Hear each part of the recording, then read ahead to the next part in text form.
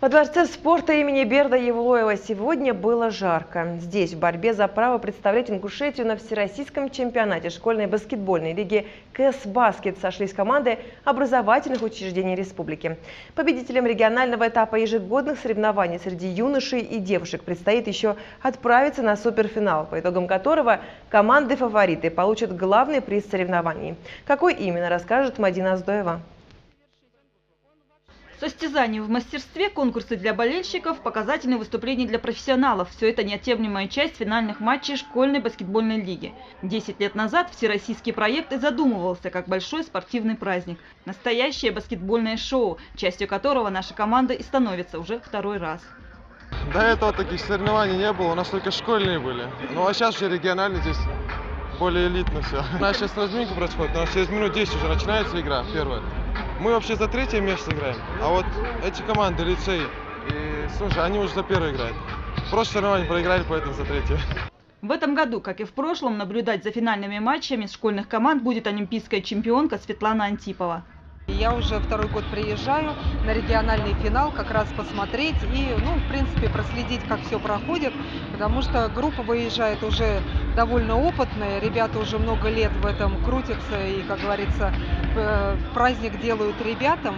А то, что касается, хочу отметить, конечно, это отличный зал, это вообще просто потрясающий дворец, и я надеюсь, что в скором времени все равно здесь будет очень много баскетбола, пусть даже волейбола, но самое главное, чтобы он не пустовал, а именно имел свое предназначение.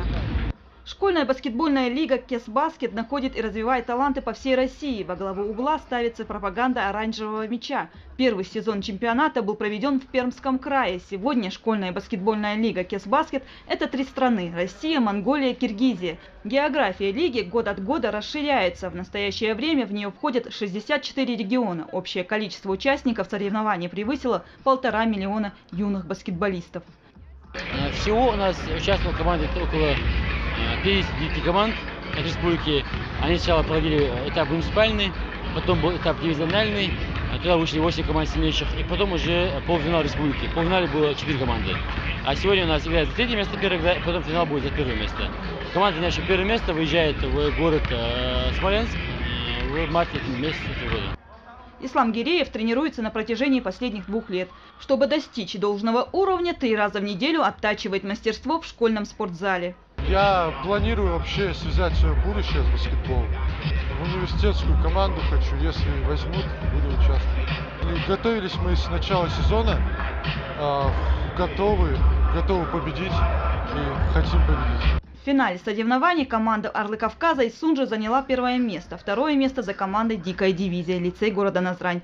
У Орлеона 5-й школы Назрани 3 место. Победителей и призеров соревнований наградили кубками, медалями и дипломами от школьной баскетбольной лиги КС Баскет. Лучшие команды юношей и девушек по итогам муниципального дивизионального этапов будут оспаривать звание чемпиона Ингушетии школьной баскетбольной лиги. 2 команды-победительницы отправятся на финал чемпионата Центрального федерального округа, который пройдет в марте этого года, где поборются за право принять участие в суперфинале чемпионата. Мадина Аздоева, Исмаил Сагов, Данит Тимурзиев.